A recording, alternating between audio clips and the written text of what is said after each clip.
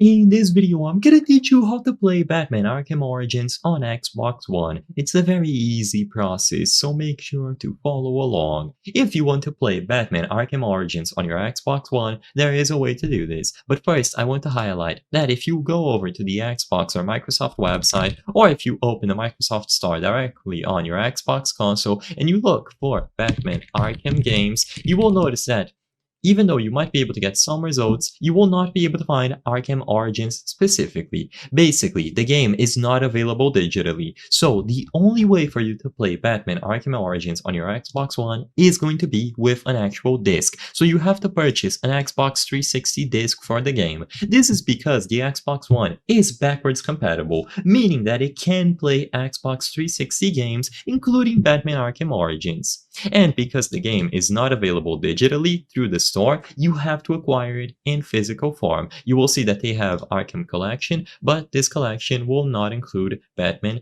Arkham Origins. So all that you have to do, like I said, is to acquire a disc, and you will be able to plug it into your disk drive to play Arkham Origins. Besides this, to my knowledge, there is no other way to do this. And of course, this is also going to work with the Xbox Series X. It doesn't work with the Xbox Series S because that unit does not have a disk drive, and because the only way to access a game that is not available digitally is with a disc, you will need a disk drive. So look for any of these pre-owned copies of the game. You can usually find them for $20 to $30 on eBay, and after you acquire any of these discs, you will be able to use it as normal. So it is going to get detected as an Xbox 360 game on your Xbox One, but it is going to work flawlessly. I hope I was able to help you on how to play Batman Arkham Origins on Xbox One. If this video helped you, please be sure to leave a like and subscribe for more very easy tips. Thank you for watching.